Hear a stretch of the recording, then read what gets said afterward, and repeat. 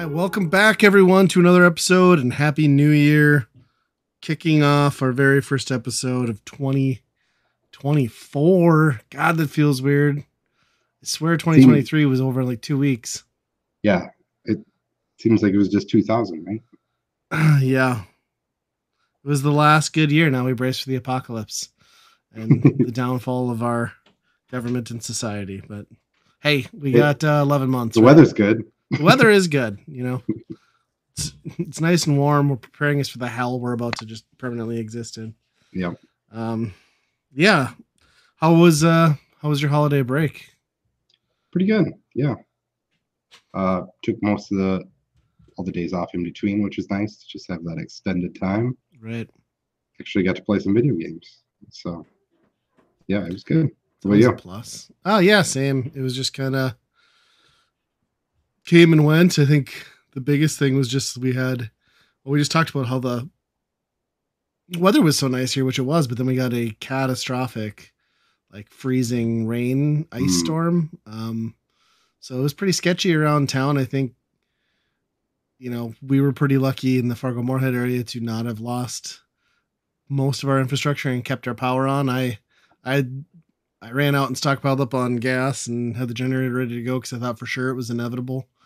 And yeah, if for anyone's listening from a climate where you don't get horrendous winters, basically what happens and what did happen is it rained well at freezing temperatures for the better part of a day and a half. And there were parts of the state just west of us that literally when that happens, the power lines get so caked and the power poles get so brittle, it literally snaps them like pencils. And I think there's still areas near Fargo where people are probably just getting power back. I think I read there was 1,000 people still off the grid.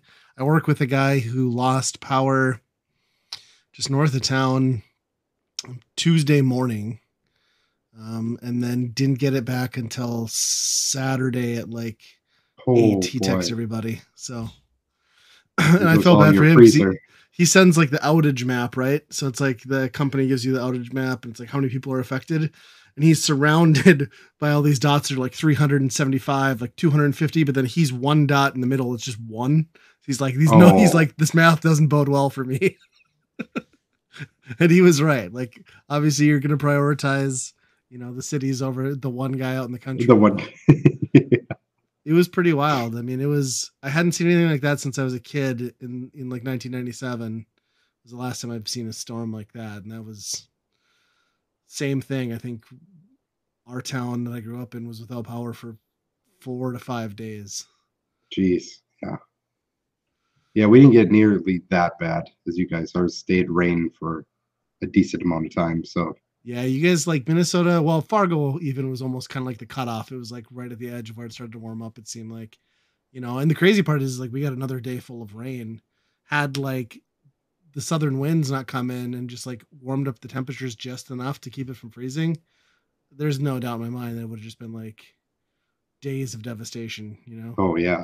You know, I pulled into our driveway and I have a massive tree that hangs over and that thing's about 4 feet off the ground when I got in. So to drive around it, got my car into the driveway and that thing shattered by like 10 o'clock and it was just like crazy. Wow. Huh. So it made things exciting. It was kind of nerve wracking because I was just preparing for the worst. Like it's going to go out, power's going to happen, but we made it. We survived. Yeah. Which it just sucks because like what's better though too, if it would have been like 4 degrees colder, we would have like 4 feet of snow. Yeah. Yeah. Well, and isn't that it's crazy too, because it's not like it got that warm. Like we literally just moved like 2 or 3 degrees on the scale, and it was enough to like give us a little bit of fortune, you know. But yeah, you're right. Like if that had turned into like that heavy wet snow and gotten a foot on top, which easily could have happened. Good Lord. Yeah. So it was a memorable Christmas for sure. Yeah. I mean, besides the usual stuff. So, and yeah, it was nice. We hung out, played some games. My son we made him put down Fortnite. So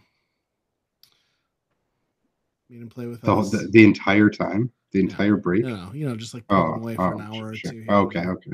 I mean, he needs Fortnite. He Yeah. can't not have Fortnite. Yeah, that's almost like a science experiment if you take that away for that long. And then, I don't know. Is your daughter into the Squishmallow stuff? My daughter's a Yes. Squishmallow addict, and then they released the Squishmallow Happy Meals the day after McDonald's, Christmas. yeah. Yes. Yeah. So we've been buying shit tons of McDonald's. I think I've bought like 4 Happy Meals a day for like about a week. Oh, wow. We don't eat them. We just like take the toys and like Yeah. The kids will have a burger here or there, but we're done now. Now everybody's eating healthy because we're in the new year. But Sure. been a lot of diarrhea and Squishmallows around the house. Those ones are like the perfect size to throw, though. Yeah. Um, Yeah. My son got a gigantic Pikachu one. Oh, nice. Probably I saw comes that up they to your waist. I saw they had like 2 or 3 Pokemon ones, right? Like around the holidays. Yeah, I can't. I thought it would be big when I ordered it, but when it came, I couldn't believe how big it actually was. Like it's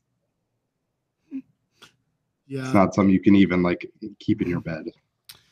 Yeah, we've got a couple of those around my house. My daughter's more into like the medium to small size ones, which is nice. Because they're a lot cheaper and take up a lot less space. I mean, granted, she's got like, I don't know, fucking 100 of those things. I don't even want to do the math on how much she spent on Squishmallows, but yeah. Yeah, you getting new games then, playing new games out of the holidays. Yeah, so we got a few over Christmas. I want to bring up one that I was excited for. I thought we got Sonic Superstars on the Nintendo Switch. Thought finally they've made a multiplayer Sonic. We've had so much fun with Mario Wonder. Let's do Sonic now, right? Yeah, makes sense.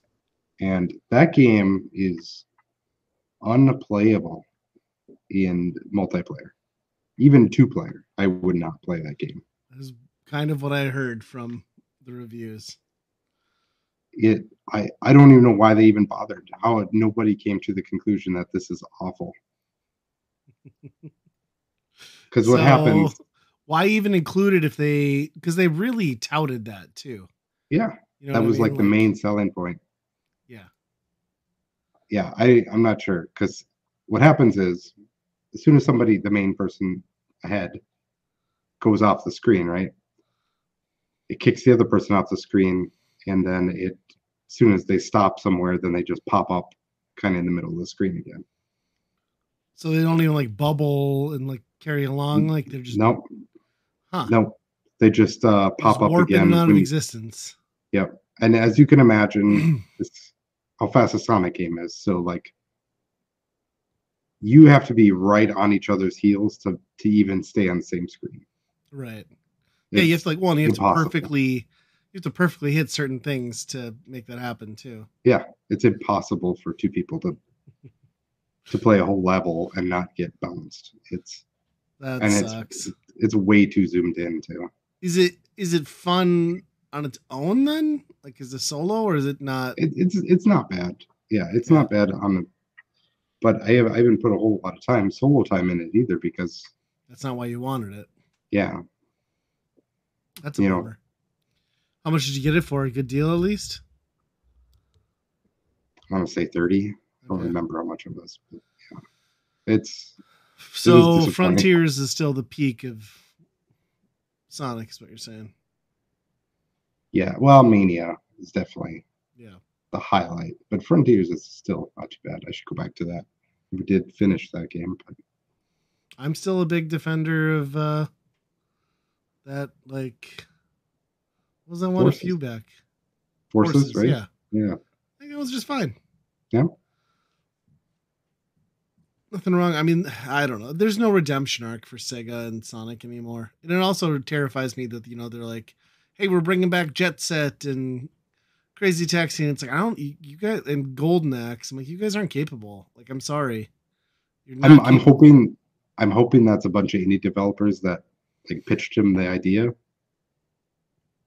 which I could see Yeah. Sega being like, sure, yeah, whatever, if you want to use these. That would be smart of them to do, but at the end of the day, they're not going to save them. They're not going to be big games, I don't think. Yeah, it said that like the best things that you think Sega wise recently have just been stuff made by other companies using their legacy IPs, like Streets of Rage 4, for example. Hmm.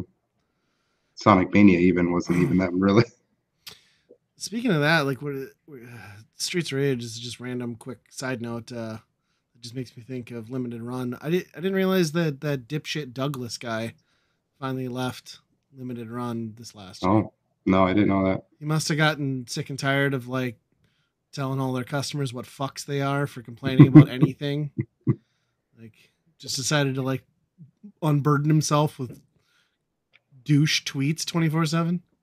Yeah, that hmm, I I feel like the same vibe from that company is still happening though.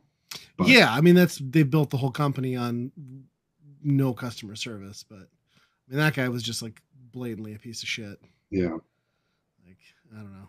I kind of I get just irritated that Frank Cifaldi and the video game history thing is all wrapped up in there now too. It's like hmm you're trying to do a great thing, but working for a company that's only doing bad shit yeah, for the community. yeah, yeah. But anyway, I just saw he was gone. I was like, well, that's good. I don't have to look at his stupid ginger emo haircut anymore. So yeah, we Yeah. well, I guess I cut you off a little bit and I went on a sidetrack, but what else have you been playing then besides Sonic Superstars? The only other game I got was Mario RPG, which I guess I don't have a lot to say about that because it's pretty faithful to the remake of that game. Sure. Um, it feels a lot snappier, but at the same time, I'm remembering like, oh, 60, like those era RPGs or even like 32-bit RPGs. I felt they were always so slow when you go back to them. Right. I haven't been back to Mario RPG in a long time, so maybe it isn't that big of an upgrade. It just seems like this is a lot snappier, and I wouldn't be surprised if you could beat this game hours sooner than the Sure. original. Yeah, that's I mean, I hated RPGs back then, so I tried it, but it was never going to be a game that I was going to No, yeah, get into. I did buy it for the Switch cuz I should probably make myself experience it. Cuz I mean, I like Paper Mario and I mean it most of is Paper those Mario. I mean, the first two especially are good. So I think I could probably make myself go through it. We'll have to I see.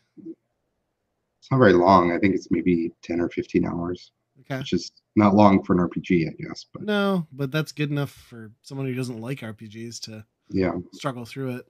yeah. It's just, I mean, the graphics are nice. So, like, they remade the graphics and they look great. And beyond that, there's some like rendered cutscenes that they've done, but that's it. So, like, that's what's really got me worried about, like, when they're doing the Paper Mario thing. It's like, how are you even going to tell that this is, you know, a remake? Because Sure. that's what they're pitching it as. It's not even like an HD version. It's a remake. It's like, well, What did you really what are you add? doing? Yeah, Right. what are you doing? I don't know. Ask Capcom. They'll have some Yeah, ideas. yeah, Yeah. Well, that's cool. I mean, those are both newer, higher profile games. I mean, Sonic kind of fizzled, like you yeah. said. Got Um, Pikmin 4 too. I want to get into, but I oh, haven't. nice. That one is very easy compared to the other ones. I know, like everyone I've heard has said like they've blown through it in just a few hours. I mean, I think there's like post game stuff, but Sure. they've taken a lot of like the impending doom elements out, which is fine because like we've had enough of that. Yeah, yeah. How about you? Did you get anything? I did not. I got 8-Bit Christmas 2023 from my Ooh. family. I have not played it yet. They threw in like a bonus little weird like mini cartridge that is a 4 gigabyte thumb drive, which I Googled because I was like, I'm not just going to plug like a random thumb drive into something that we didn't order. Because I guess there was like some issue with the order this year. Like my wife had like put a custom message on it and they lost like the text and like had to scramble and do a bunch of emailing to Hmm. get it on time, which I still haven't seen my custom message on there, but they did pinball again, a new table because the pinball one was so popular a few years ago. So we'll check that out. I did do a fair amount of gaming. We had a couple Mario Party sessions and did some more 1-2 Switch. And then I was getting really bored with Mario Party Superstars because I don't know if you're gonna make a game called Superstars and it's supposed to be like all the best shit from like all the Mario Party games. Granted, I haven't played 99% of them. Like, why is it like 4 maps and like the standard 8 character roster? How have they not updated more into Yeah, that thing? It's so it's like unbelievable. yeah, you're bored as hell with it. Like, I mean, it's nice that they streamlined a lot of stuff, but it's just like, all right, I'm sick of these maps. So we went back to Super Mario Party, which is the one that first came out on the Switch.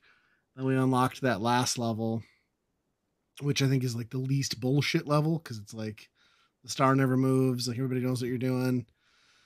We did like a couple sessions on that and had a good time. Everyone was pissed by the end of it. We did a 2 hour, like 20 move session on Oh boy. Christmas or New Year's Eve. And then, yeah, nobody was happy by the end of it. I won. It was great. Um, so yeah, kind of dusting that one back off. But again, I just don't understand because like you need more variety. There can't just be 4 boards. Like the boards and the changing of scenery to me are almost more important than the options of mini games. Like I just Yeah. need more aesthetic. So whatever, it's fine. I think they're both the best iterations of those Mario Party games, and they're both still just like pretty fucking stupid at the end of the day when you really think Yeah. about it. Yeah. I But mean, they're not as bad as like 9 where you're driving that car and everybody's in one thing. They've forgot about they've that. they've gotten back to the better stuff, but yeah. Yeah, yeah, they're just dumb in general. But we've been playing them because it's an easy time waster, and everyone can just kind of get into it for a little bit. Yeah. I think there was a 10 turn one that happened in our house. I was not a part of it, but Nice. my wife cleaned up, I think. I don't like the 10 turn. I feel like 10 isn't enough to strategize, and then like your mini game winnings aren't really enough to capitalize on. But Yeah. Plus, and then the bonus stars where it's like whoever landed on the most red, and it's like, well, one person landed on a red one time. yeah, it's dumb. Dumb games. I mean, they keep getting made though, and I guess I've bought a couple of them now, so I'm not helping anything. I think I saw that chart of like all this what games the Switch have sold compared to like PlayStation's just like top games ever that they've made, and like Super Mario Party is like sold more copies than anything PlayStation's ever sold. It's Which is just ridiculous. bonkers. We need Sega to bring back some. Where's the Sonic Shuffle reboot? Yes, there we go. The painfully slow, laboriously drawn out offshoot of Mario Party. I think it was made by a couple of the same people. I know they got a couple of people from the Mario Party team. Yeah, they did. Yeah. And yeah, that was a tough game to like. Because that was like hours. I remember that being like, okay, we're in for like a 4 hour stint here. So everybody can stay, right? Like, let's go. Yeah. Yeah. Yes, that was about the Nobody's extent. really making those like anymore. It's No. just Mario Party. Yeah, Fortune Street was the last one on the Wii that I can remember Yeah. being kind of like that. But yeah, that was about the extent of my gaming. We watched some stuff. I watched that Zack Schneider Rebel Moon Part 1, which I Wow. didn't realize was supposed to be a 2-part thing. So yeah, they made like a Star Wars movie without Star Wars people for Netflix. It's Is it good? fine. No, it's Yeah. not good. It's fine. I mean, it's got a huge budget. It feels a lot like Star Wars. Then they really like shoehorn in like a bunch of characters they don't really explain anything about. And then the film's over. So like they add all this stuff right at the end and like you don't get any back. I assume part 2 elaborates, and then they really sell it, at least in the trailer, on the guy from uh, Sons of Anarchy being in it. Oh yeah, he doesn't even have that big a role, and let's just say his character will not be appearing in the second film. really? So Yeah, kind of he pinned a seems like lot the of main stuff. guy on that. Huh. He's not. He's like a bit part kind of. I mean, he's integral to the plot progression, but he's not even. I don't know. It was a weird movie. I read that they like actually did try to pitch it to Disney and get it made as a possible Star Wars universe thing or a series. Oh yeah. And it feels very much like that. And even like the opposition, it almost is a little bit Warhammer-ish because it's all about like this mother world, and like it's basically just a race of like crushing, like all encompassing everything in the galaxy will be ours. So it's kind of like Warhammer meets Nazis meets Star Wars, which I guess, the Star Wars thing was like they were kind of Nazis, right? Just in like white jumpsuits, but these guys look way more like Nazis. Like they really dress like Nazis. So yeah, I don't know. Watch it, I guess, if you pay for Netflix. Okay. They made it. I might be. Well, here's what interests me about it, because Zack Snyder movies are usually, pretty big dumb action movies that at the end of it is just one mind-numbing huge battle of some fight. Yeah. So I'm interested in a part 1 and part 2 because I feel like part 1 you get a decent movie without that just mind-numbing action at the end. I mean, it still ends in that. Okay. It's just maybe not like grand scale. It's more of like mid-tier fight. I mean, that's kind of it still comes to that. There is a lot more contextualization, and I think that's where the film falls apart, is like there's not enough time to really build or invest or make you really care about any of these characters too much. And the world is like close enough to a Star Wars that you're like, why wouldn't I just watch that thing? I don't know. Wow, that's wild, because part 1 and part 2, you would think that would be what it's all about, and part 1 is. Yeah, and they try. I just don't know if it works so well. There's nothing in here. This is like what's that other one that nobody gave a shit about that Disney put out that was like the spaceman guy. God, I forget. There was that remember there was like a live action Disney movie with a guy who like lives in outer space. I forget the name of the. It was like a blockbuster that nobody gave a shit about. Nobody remembers. Oh, John Carter. Yes. Yeah. This is basically John Carter. Okay. Netflix. Okay. Like you're not going to have an awful time, but at the end of the day, you're going to be like, why did I do that? And I don't need to go back. Except now I have to go back because I need to see part 2. I see why Disney didn't pick it up, where they're like, we're going to make something like John Carter, and Disney's going to be like, no, we're not doing that again. I get the same walk away feels.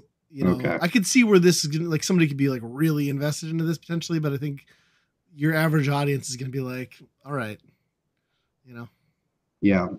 So I think I'm more excited that I found out that Netflix redid their tiers, which I had no idea about. I mean, I knew the prices were going up, but I didn't realize they added a pay for ads tier.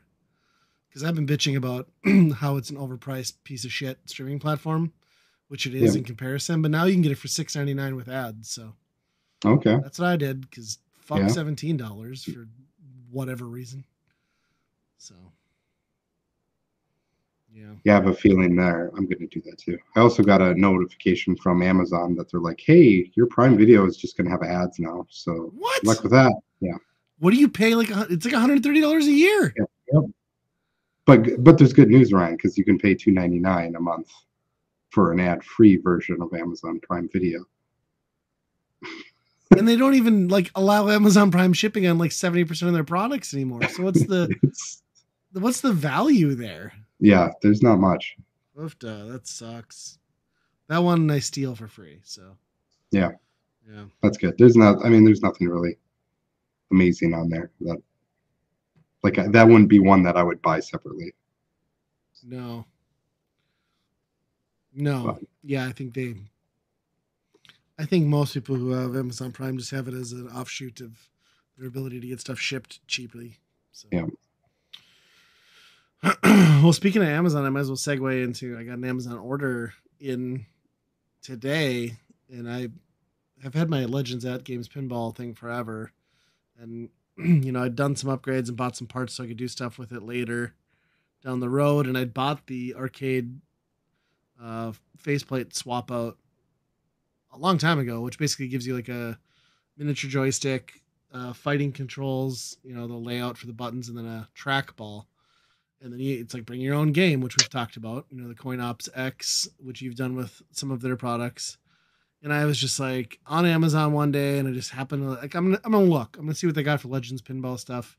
And here there was a guy selling the thumb drive, like pre-formatted, already like set up for the Legends pinball tables, totally illegal, not a product anyone should be selling. Yeah. 755 ROMs. It was $60. It was like it was going to cost me 30 to buy a decent thumb drive anyway. All right, let's roll the dice on this. Came in very bootleg. The guy has printed out instructions on how to install it, and it's just like standard 8x11 paper. And then the thumb drive he sent me was just a SanDisk, and he just cut the top. You know how the card is, so it's like sealed. He just cut it in half so that he could put the formatted thumb drive back into that. And then he taped it to a piece of paper and folded that up in the envelope too. So super sketchy. Works like a charm though. So I got that all set up, and yeah, there's a lot of like 80s and 90s arcade on there. Stuff like Arkanoid and stuff is really fun because it works with the trackball, which if you don't have the turn dial thing is the next best way to play, I'd argue. Yeah. You can do Centipede and stuff the way it was intended. I got Capcom Bowling, which everybody knows is like my favorite arcade game. Not the greatest trackball. You got to kind of adjust for what it is, but I've been playing a lot more pinball lately since they did the Gottlieb update and overhauled the base tables. So I figured since that cabinet was getting more attention, why not drop that thing in? And yeah. All my Donkey Kongs, a lot of the one screen games, they just kind of fit good on that vertical screen. Mm-hmm. So, yeah, that seems like an awesome way to play that certain type of game. Yeah, and shooters, I think would be really cool on there too. Yes, yeah, and there's lots of those. There's like I noticed there was like Gunbird 1 and 2. There's the shooting category is fully loaded. I'm very excited to get into that at some point. So yeah, and the control stick is only one person, but it does have a USB port like on the unit itself, so I can just plug in, I think, virtually any USB controller, and I can have a second player or more if I want to. So pretty cool. So yeah, I was hoping to get a good deal on one of those this year, but nothing really materialized. Maybe once they get into the full swing of the 4K tables next year and they're in production, I really push to get those in it, because I think like that's the direction they're definitely going. I think they're going to be doing less and less to update the standard HD one like I've got. And if they're getting the licensing deals. But here's the thing is like with those licensing deals and the cost of what the 4K one's going to come at, like you're dangerously close to just being able to buy and restore like some of these original tables. So yeah, I don't know. You're kind of crossing over from like casual enthusiast to serious money. You can still load all these other tables in on those too, or not? Yeah. Yep. You can. So yeah, there's still like, I think they still have the standard Gottlieb pack. I'm not sure though. I haven't read the details on the full list, but I know the app store would be there. So you could do whatever. It'd just be themed to like one table. Yeah. Which is kind of cool, but then it breaks the illusion too of like, well, now I'm playing a game on a table that has like different marquees and stuff. Yeah. Because I saw they're doing deluxe editions too with like extra bells and whistles on top of the backboard and things. So. Oh, sure. But none of it's like inside on the play field or anything, right? Right. Yeah. I saw that Stearns is kind of teasing their big table for the year. Yeah, what was it? I just saw it. I think it looks like Jaws, maybe. Jaws, that's what it was, yes. And I just remember thinking like that's not that exciting. I mean, no, it could be cool on a pinball table. It's not the most modern theme, I would say, but I think it could be pretty cool what they could do with it on the table. Yeah. I mean, you think a big shark head on the table? Yeah. That'd be cool. Yeah, that's pretty true. That's pretty good point. I mean, I think it could be a big central piece that would look really neat. I'm sure it'll be great. I mean, they don't really make bad tables, so. No, but exciting to know that that's the one that we're going to be playing at MGC. Yes. Probably. Speaking of which, I broke down and bought all my stuff for MGC. So. Jeez, you're on the ball again. I wasn't gonna go. I didn't want to go. I really didn't want to go this year. But my wife kept saying like how much my kids are looking forward to it. My kids were asking, so then I just like looked because they were sending a bunch of like emails around the holidays. You know, like buy your tickets now, get vouchers, and I looked, and the hotel that I like to stay at was rolled into their partner hotel program now, and it was like 150 a night, which that place sometimes gets to like 200 to 300 depending on. Yeah. So I was like, fuck it. If I'm getting the room that cheap, right where I want to be, I'll just go. So we're going Friday and Saturday again. I'm bailing on Sunday, and we'll get back and do the preview night with my son, do the full day with the whole fam, and I don't know. Hopefully the weather's good. Yeah, I think that's our plan too. Yeah, you should get in on that sweet Spring Hill deal. It's a good price. Yeah, that's $150. That's not bad. I mean, you got to keep in mind you're gonna pay $30 a day for the valet parking, but you're also getting like a full breakfast for the full family, which is nice. And you're attached to docks, which is excellent. Yeah, it's true. So, yeah, I'm tentatively excited. I don't plan on buying anything. I guess it's the part that like I'm more there for my kids' excitement at this point than me getting excited about anything. That's true. I don't think I bought anything last year, really. No. I bought one NES homebrew, I think, was which I still haven't played. That's how it goes. Yeah, for sure. So what's Lethal Company? Oh boy, have you not heard about this game yet? No. Oh, okay, so it's like the It game now. Okay. Like coming soon, or it's out now? It's out now, and it's like the zeitgeist. Everybody's streaming it and playing it type game. Okay. It's a game made by one guy, I think, where it's a multiplayer game where you play with up to 4 people, and you go to these different moons from a spaceship. You go into these like factories, or just like it's just randomly generated corridors, basically. Okay. And you loot all these corridors of the stuff, right? And you have to bring it back to your ship and then eventually sell it for money to meet a quota. But the interesting part is that it has local voice chat. So you can only hear people when they're next to you. Okay.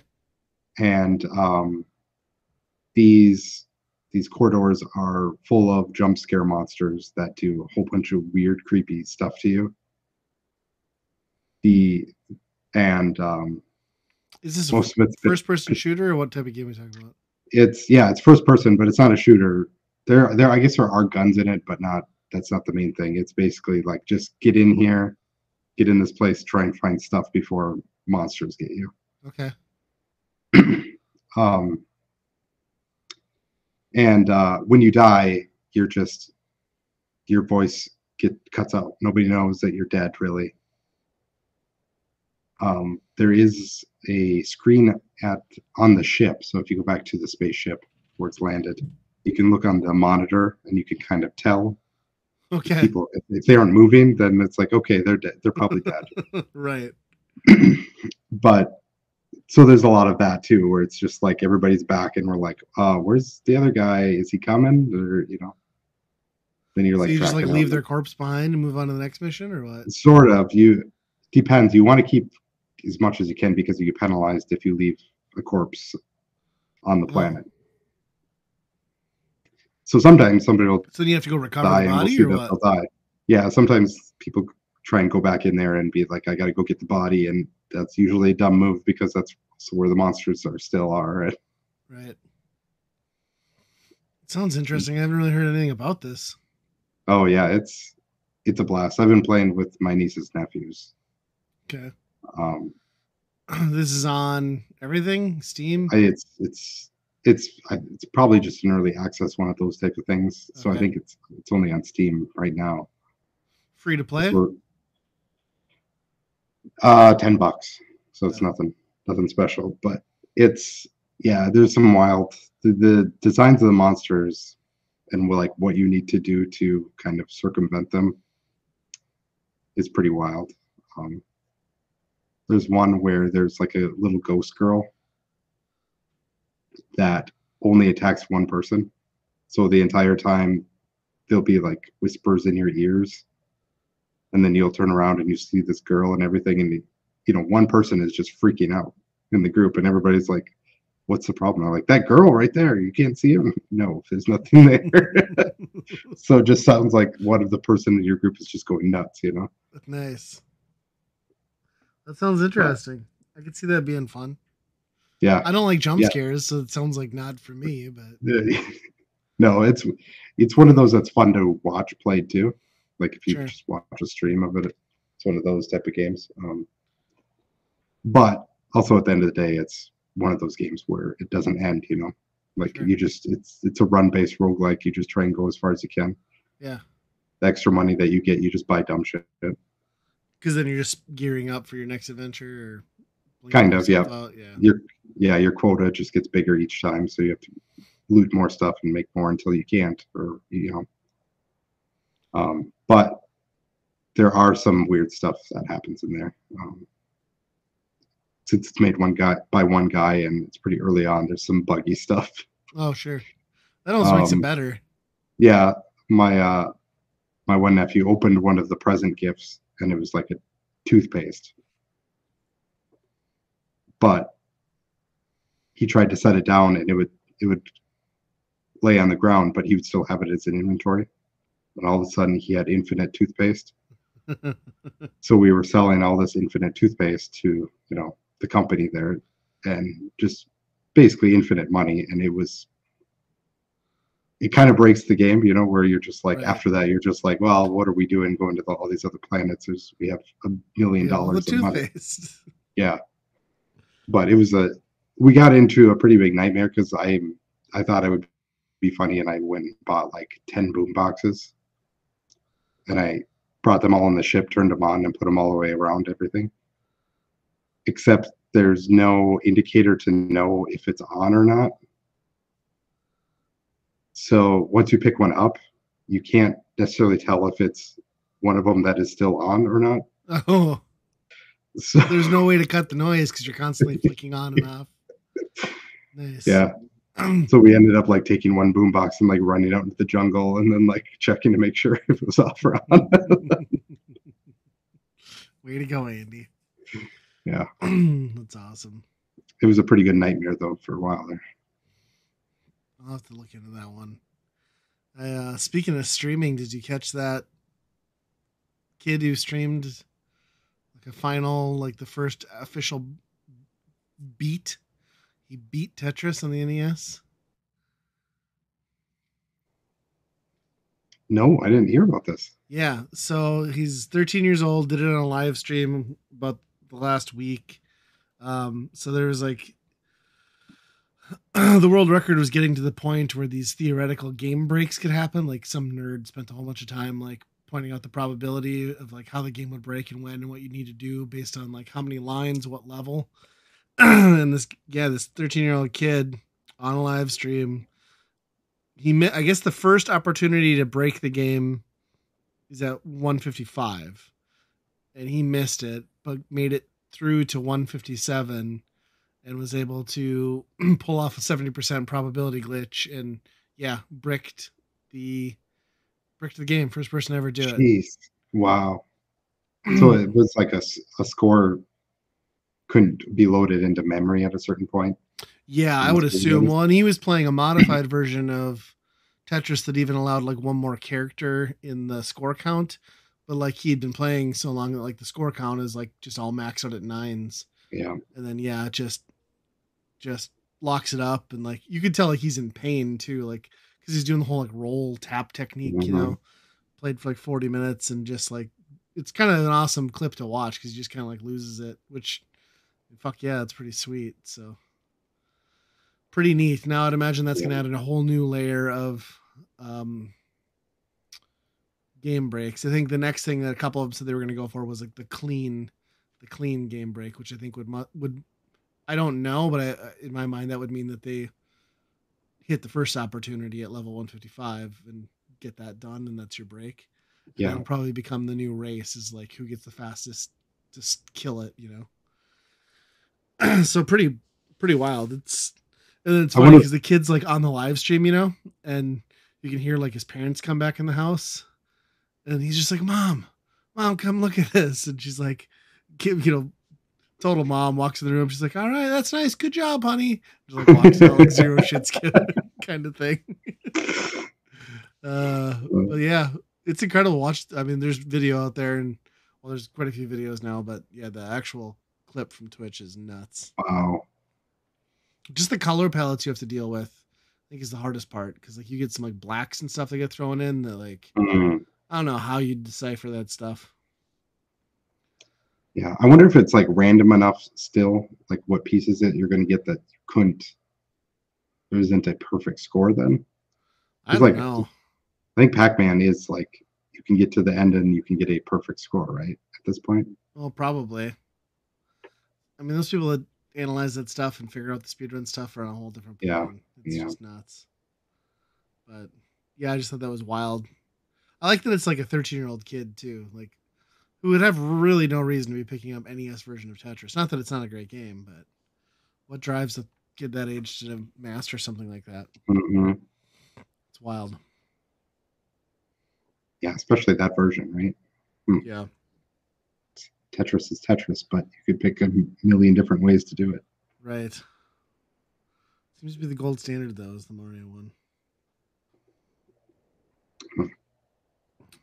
What is Disney World Minecraft? Are you still on a Minecraft server kick? No, so the kids got some mine coins that they could go buy their own worlds, right? Okay.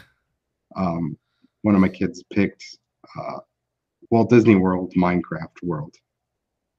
So it's a version of Walt Disney World Did that you Disney can just officially work with Minecraft yeah, to make this happen? Okay. yeah, yeah, yeah. It's officially Disney. I suppose now you could make your own Steamboat Willie world and be good.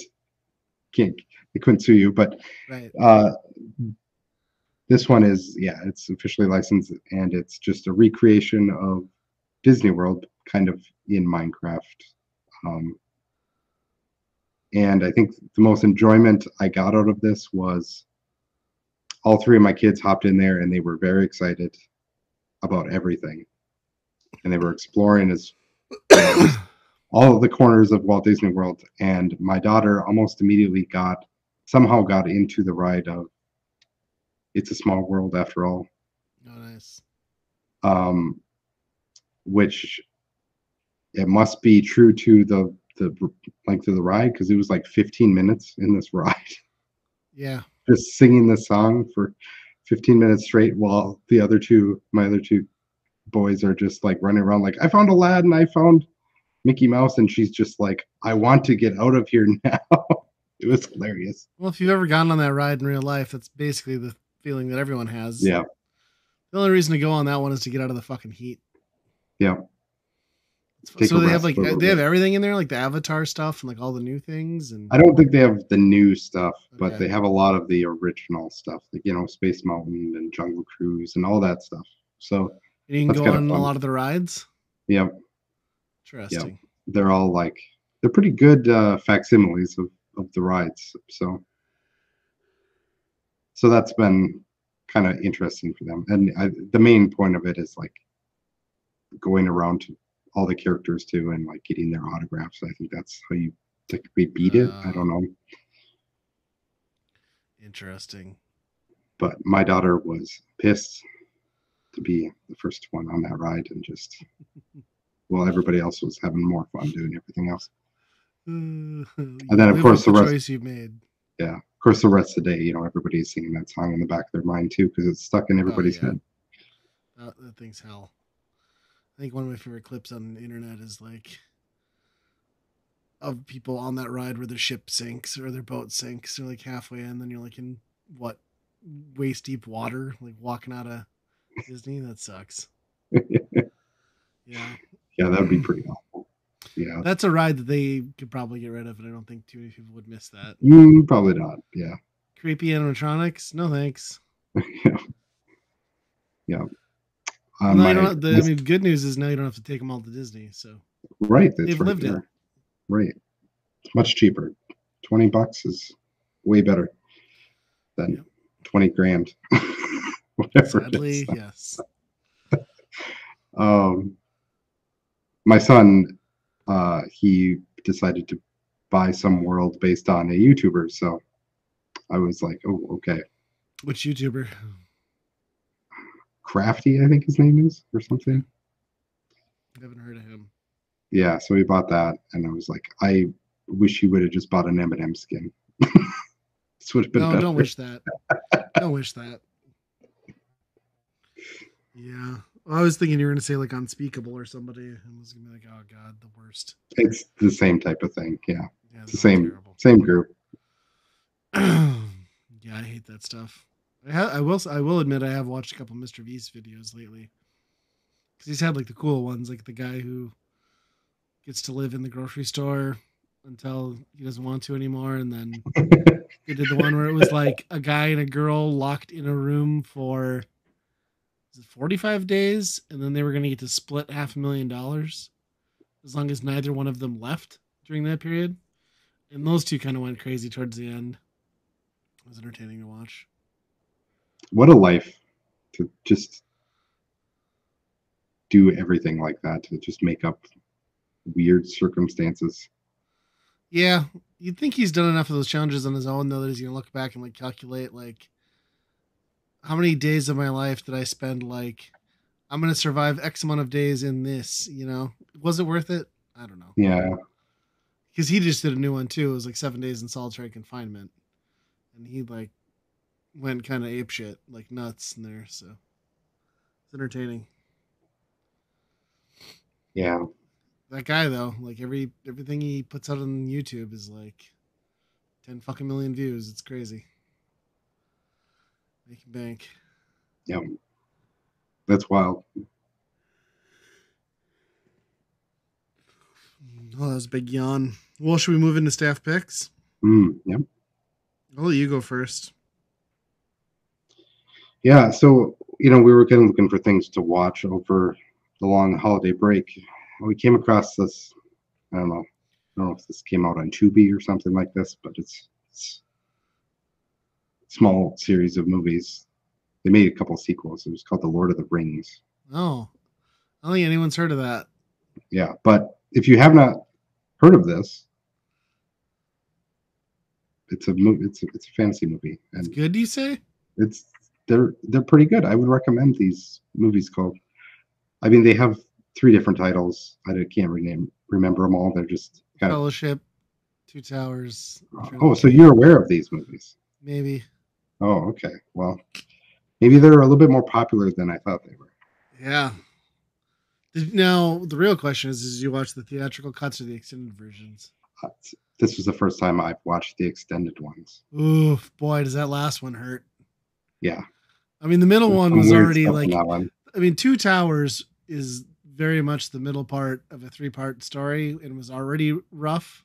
Yeah. But with the added stuff, it's long. And then just that final Return of the King, I feel like is just shy of 5 hours, right? It's like 4 minutes and 45 second run. 4 hours. And yeah, it's right around there. Yeah. It's stupid long. Yeah. The part that I thought, with the big payoff of extended versions, I would have thought there would be more stuff at the end that was like, this is the type of stuff that happened after the story, but they didn't really like touch on any of that in the extended. What do you think of the Pan's Labyrinth, like giant eyeballed guy from Return of the King? Yeah. I was like, yeah, I could see why they cut that. Yep. Wasn't needed. No. Yeah, I think the thing that I like about the extended cuts the most is they do a better job of capturing Gandalf's character from the books, where he is just a dick to Merry and Pippin because they're morons. Yeah, So it's nice to see them like get shit on more from Gandalf, because yeah. Gandalf overall in tone is a much friendlier version of himself than he is in the books. Like he's much more blunt, I would say, and Oh, intolerant of stupidity, oh yeah. I mean, he's constantly just basically ripping Mary and Pippin a new one. which they deserve. Yeah, So and yeah, there's a it's lot nice to more of their stuff in there too. Like I feel like yeah. those characters are the ones that really got more airtime. I think. Yeah, I agree. Fleshes that out quite a bit. I mean, and there's like the added stuff from like the battle scenes and stuff too, but it's like some of it you're like, well, I'm not quite sure, because Yeah, there I was wouldn't just so remember much at this there point. anyway. Yeah.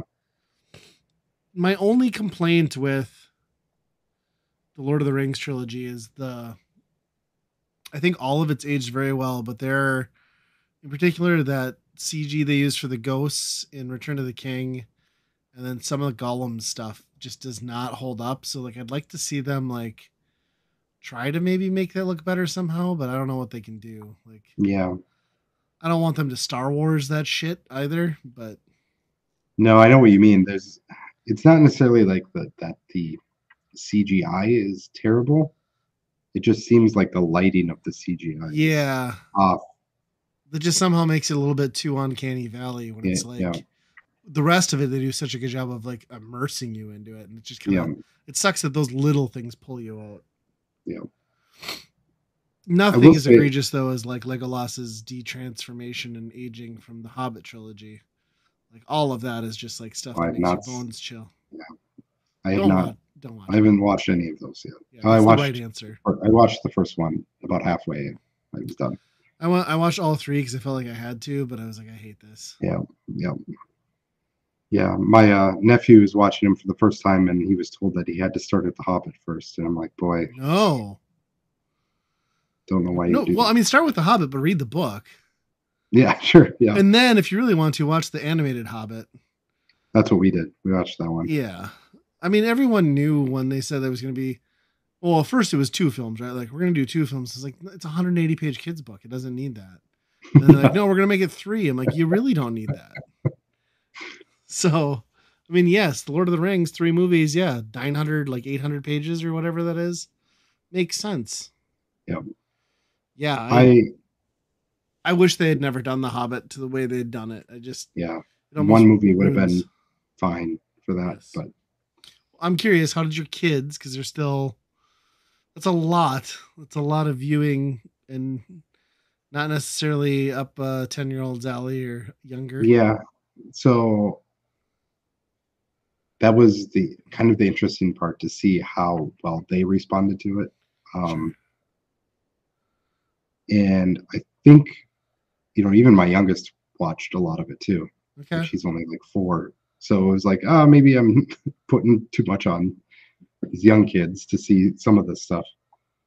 But I think it's one of those things where if they go off the older kid, so if the Sure. older kid doesn't react as if it's scary or something's wrong, then it just seems fine, right?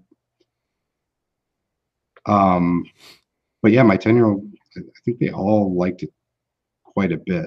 I think I don't know if my younger two really understood the whole, like what the ring was doing to people. Sure. Right. That is tough to understand on a concept Mm, wise. Like, why is this person different than how he was acting before? yeah. Yeah. Did they comment on the awkward ending of the Fellowship where Sam just stares at Frodo from behind with like the "God, I'm gonna get my dick in you" look?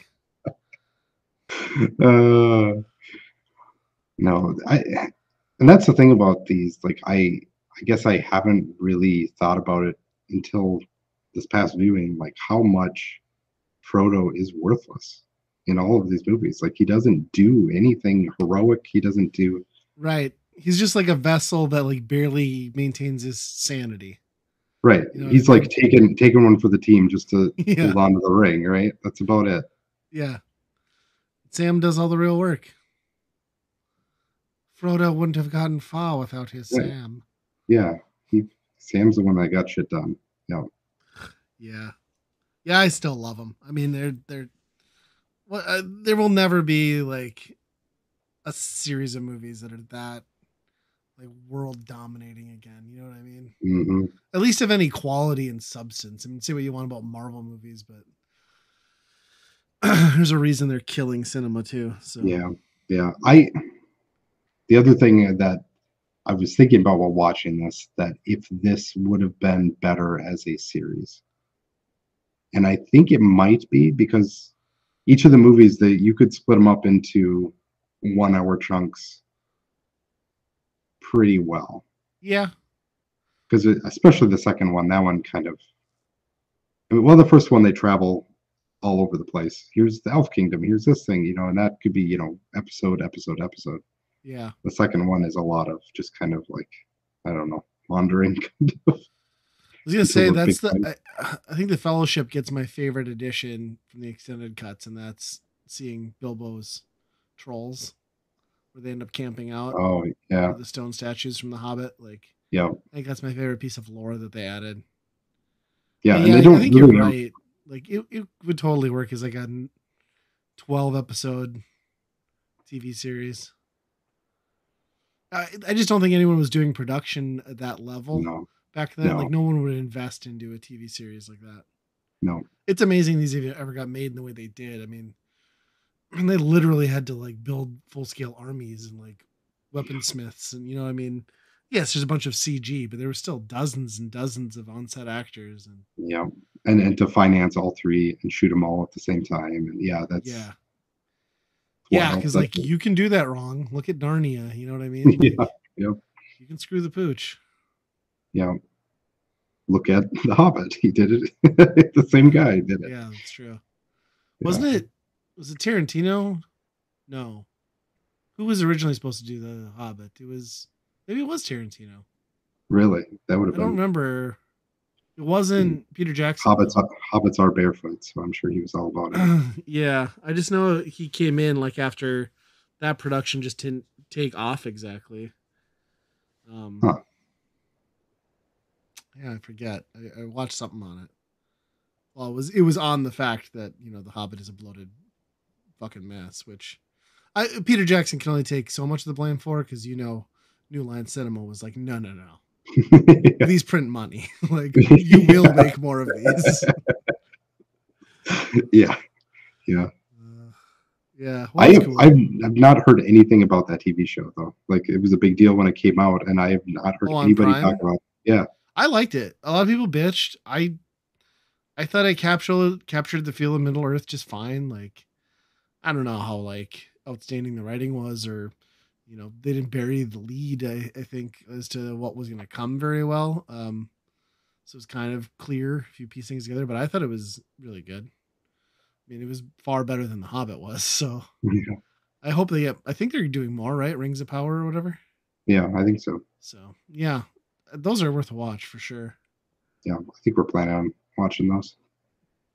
Well, that's cool. I'm glad you got the family into that early. Yeah. The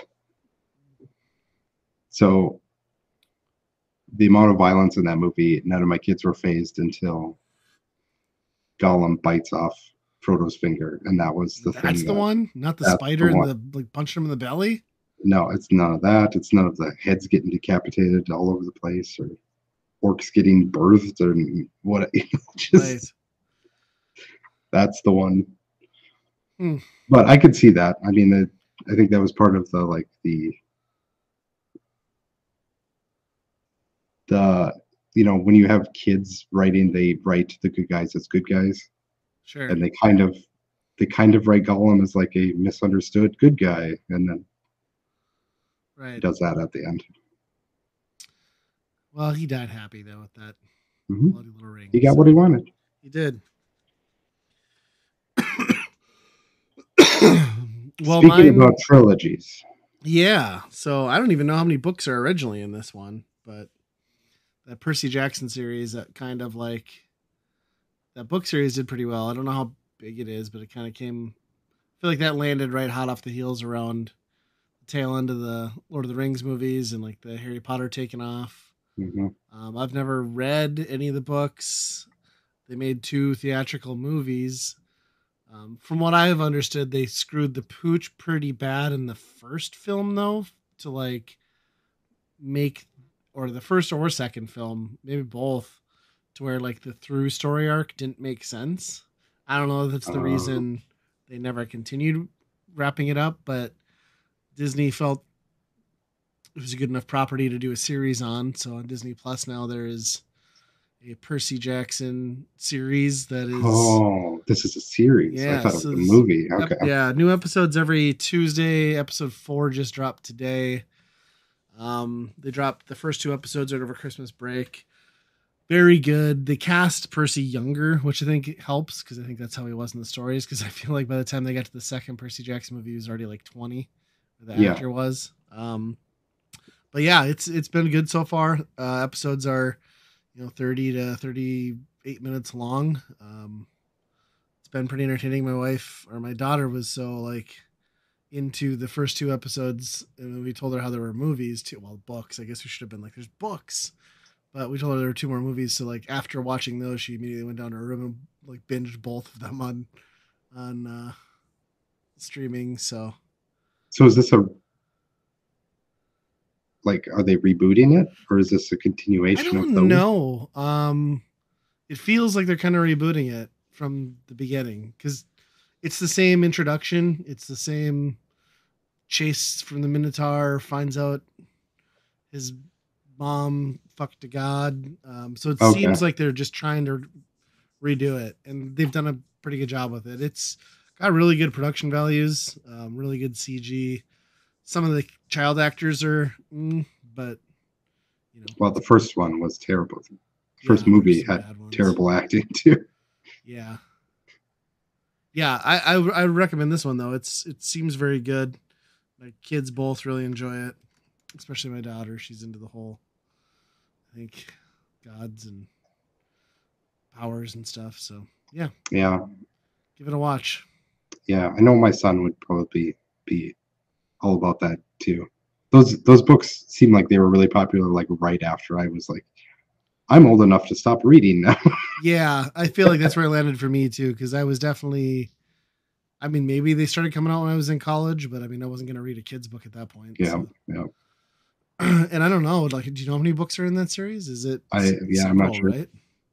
I'll just Google that quick. Yeah, I'm not sure. I forgot they made a second movie even because it was like years later It that it was like was. 3 years. I feel like. Yeah. How many Percy Jackson books are there? 6. It looks like. Okay. Interesting. Oh, 5. This one says 5. Another one's a 6-book collection. 5 books. Okay. Hmm. Interesting.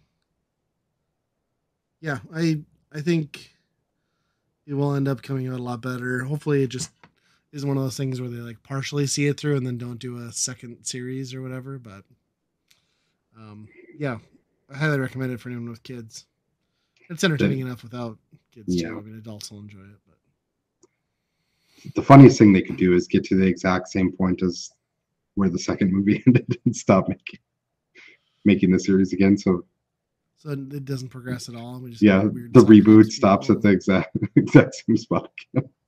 Be terrible. Yeah, I guess they could. Yeah, if they're gonna do, presumably, if you do a season out of each book, 5 seasons, it's a good Hmm. run. Oh yeah, So that's like unprecedented for streaming.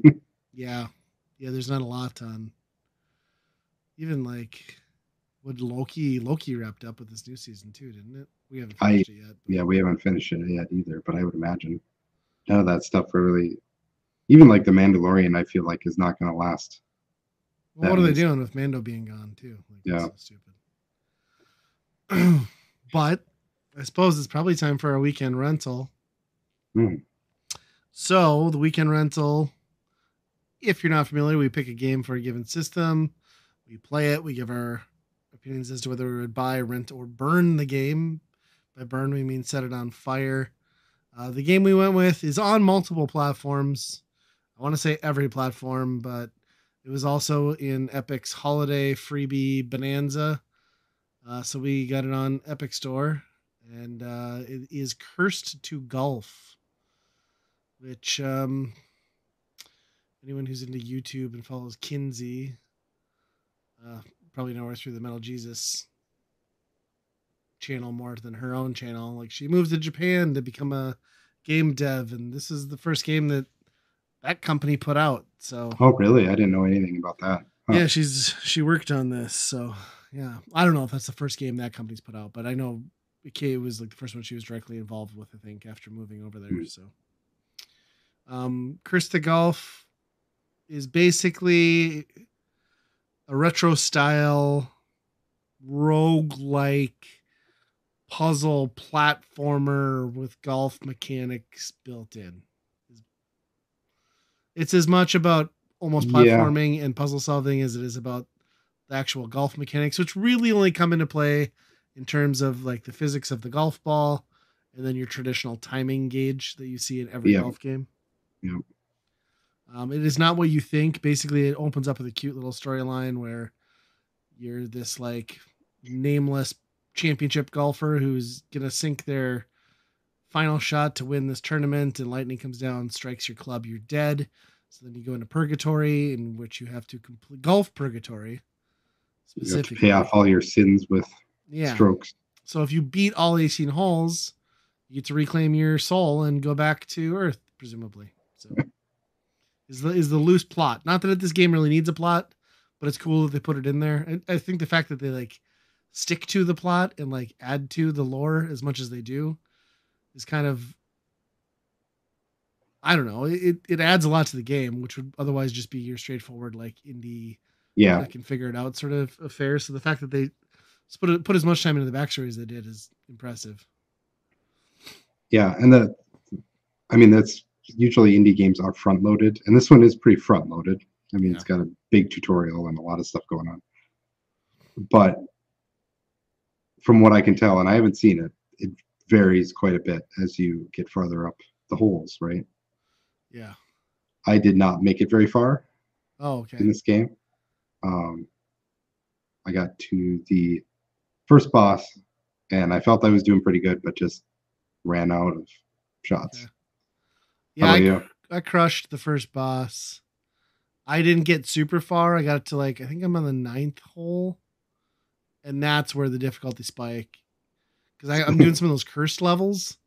It Oh, was, I mean, it is nuts. What I've heard is that there's 7 total holes, and it randomizes each run. So, if you die, you go back and you start over. I guess like, so you could run into some more challenging stuff earlier on. It's pretty cool. So the play mechanics, I mean, it's golf, but you aren't like going for a set like par score. Like, basically you start off each hole with like, this is your number of strokes that you have. If you run out of the strokes before you reach a hole, sometimes there's multiple holes on a level to finish it, then you're dead. And then you lose, and it's a roguelike, and you reset and you lose. Well, there's abilities to offset some of it, but basically your key to success is in these very large multi-path non-traditional golf holes. Think of them more like a roguelike dungeon, in the layering that you would expect there. You get these ace cards, I think is what they call them, right? um, yeah, and that's really where the gameplay comes into play. You could try to play it as a traditional golf game, but these ace cards give you things like turn your ball into a rocket, turn your ball into a drill that can dig through, reverse direction, stop time, add, you know, practice shots, add strokes to your stroke meter. It yeah. all You like, turn. Yeah, there's a bunch of stuff. it's basically, that's like the stuff that you would kind of associate a lot with like a roguelike, is like getting all those random abilities to boost your character, and stacking that up and getting the right run is where you can break these levels in very interesting ways that you might, maybe something that took you 15 strokes the first time, you could get done in 2 or Yeah, less. So it's really interesting in that way. I found I think it's very approachable, but I think that stuff combined with the golf mechanics and the timing part of it just like kind of broke me mentally on a few things because like Mm. you have the idea. You're like, here's what I'm gonna do, here's what I'm gonna execute. I got one ace card to pull this off, and then I'll fuck up the timing with the power or the stroke by like a millisecond. And like my brilliant idea just like all unravels because the ball had a little too much heat, so it kicked off a thing and then fell into spikes, and now I can't redo it because that was the only ace card I had that allowed me to do that. And Yep. that stuff fucking made me want to like smash my controller a couple times. Yeah, this game I feel would have changed everything if I could control the one side of like the arch, right? Yes. Like there's so many golf games that you can control that. You have a power meter that goes up and down. Yeah. That's your timing mechanic. But the other thing, you can adjust your arch and you know exactly where the ball is going to be when you hit it. Yes. And this game does not do that. The arch kind of flings up and down, and you have to hit the timing just right. Yeah. So both your power meter and your arch meter are on a golf timer, as you pointed out. So like no matter how well you prepare, there's still a fair amount of chance because you just twitch or you're not patient enough, and it just screws you. And I feel like to win a hole, you have to win. You have to nail every shot. Because if you screw up once, I mean, there are mulligan cards and stuff like that. Yeah. And there are, you can kind of like decide to go a different route or whatever, and it still works most of the time. But it just doesn't feel as good when you're just like, oh, I can't do the plan that I was originally going to do anymore. And sometimes I still try and go for it, and I use 2 more shots just trying to do that, and it doesn't work out. I think that's the part of the game that really got me is what like a run can fall apart so easily on one missed shot, and then you're wasting 3 other shots to get it, and you're just done. And it's like that to me was really bad design for a roguelike like that. Like just to be like one misstep, you're done. I agree, and it's like super frustrating when you're in some of those where it's like you've invested 10 minutes to get to the point where you're at, and then you realize that like it's all for nothing because you just doing like your one like shot. And and it's worth noting too that they try to entice you strategy wise a number of ways, obstacles being one of them, but they also give you these like golden statues where if you play through them and crush them on your shot, you get bonus strokes added onto your par count. And which sometimes they're really tempting, but end up putting you in positions where you waste 2 to 3 of the bonus shots you got anyway. Yeah. So the game's pretty sneaky with that. Yeah, the gold ones are definitely worth going for. The silver ones, on the other hand, I feel like I went for those and then I ended up using more strokes than what I even got out of those ones. Yeah. Yeah, there's just so much stuff. I mean, I don't think I've seen all the ace cards yet. I mean, there's some really inventive stuff. Like I like the portal one too. You're using like portals from Portal essentially to do exactly what you think they'd do. Yeah. I really like the rocket ball one where you just decide where to go. You can cut corners and just do that one just reminds me of like Metal Gear Solid. I'm just like, I'm Solid Snake. Yeah, it's really cool. And I think there's 4 different environments. I only got through 2. I got through the main and then the Oasis. And the boss battles, like you mentioned, is really just you playing against another computer AI opponent race to the cup, essentially, with the added twist of new trophies that cripple the opponent for a shot instead of giving you extra strokes. So it gives you a little extra layer of anxiety. Yeah.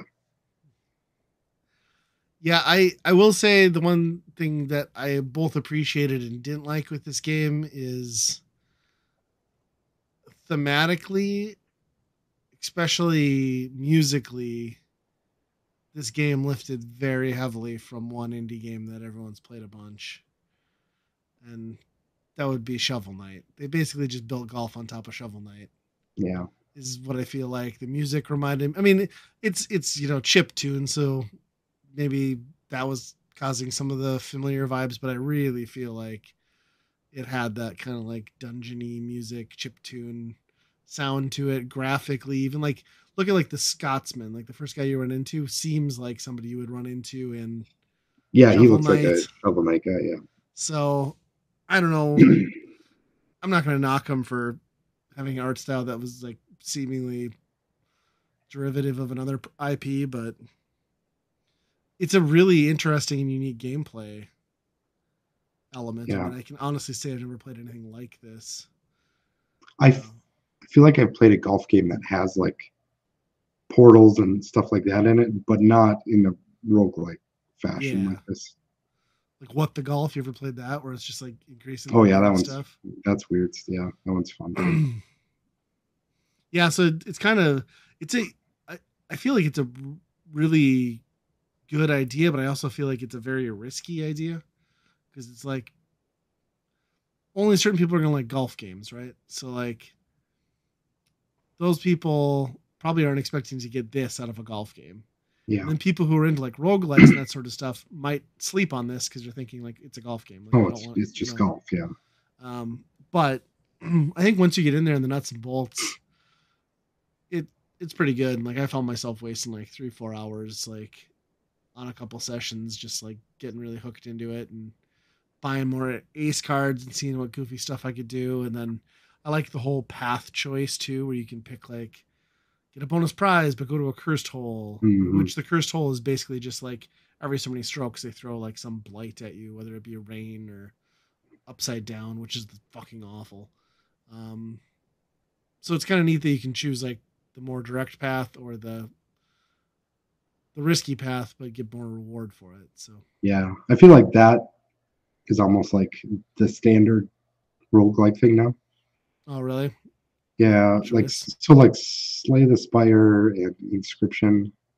There's another one that I was thinking of that did that exact same thing, Okay, where you had like a map and you picked different sides. One usually has better stuff, but you're going to pay for it later. right. Yeah, for sure. More challenging. Yeah, the one thing that I was disappointed in that I thought might have been good for this was to earn some sort of permanent upgrade. Like, oh, your driver can hit farther, Yeah, I or was waiting some for sort of that. thing, some sort of like progression slightly that would make at least you could make roguelikes make the early levels easier. I think that's good Yeah, design. Is like if you can make the game that you can power through those early levels easier, but still making the last stuff just as challenging. That that's like the best. And I think they could have done that. Like you make yeah. the They have a little make bit of it with the pin system. Like yeah, but the pins give you you some buffs, yeah, yeah, they kind of but it's nothing like substantial in the way that you're saying though. yeah, Like it's not like you're a not overall like your stat stats for don't ever take permanent yeah. increase, which I agree because I kept thinking like especially during the boss battle, like how come that guy's drive is like fucking 30% more Yeah. than mine, and how do I Hmm. get there? You know what I mean?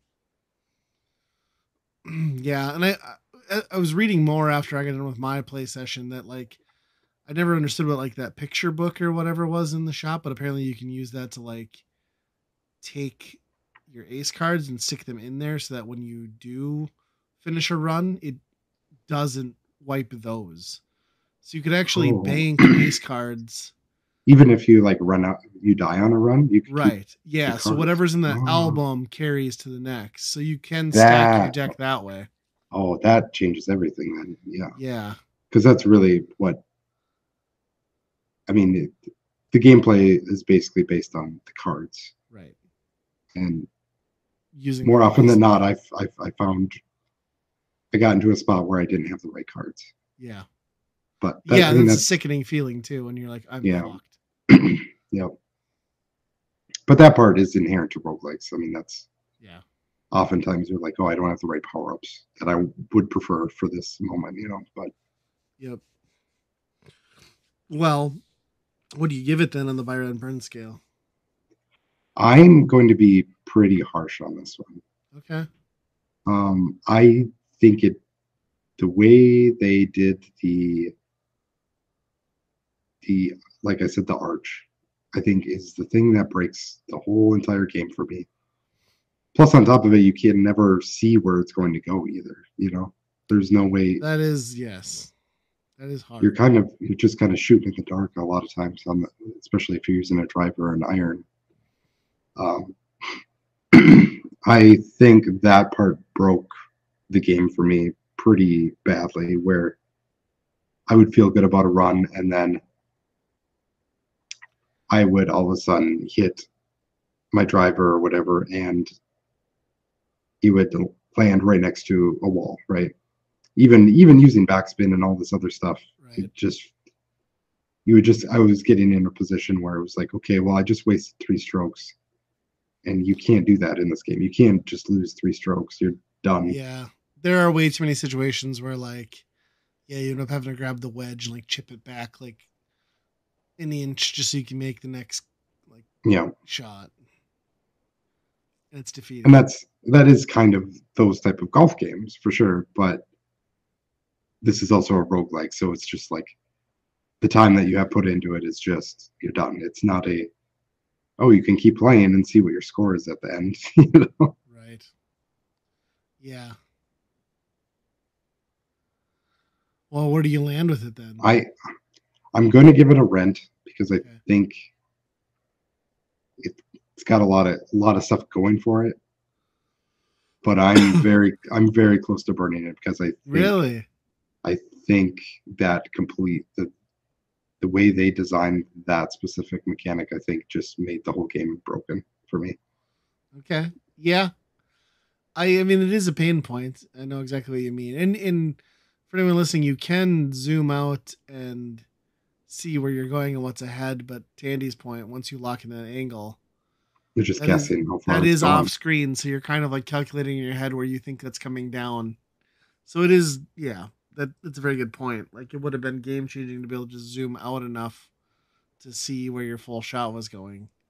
Even like if like in the middle where the arch is going up and down, to be able to zoom out and see like the range of where those would land, that would be Yeah, perfect. I would take that, but couldn't even yeah, get that. yeah.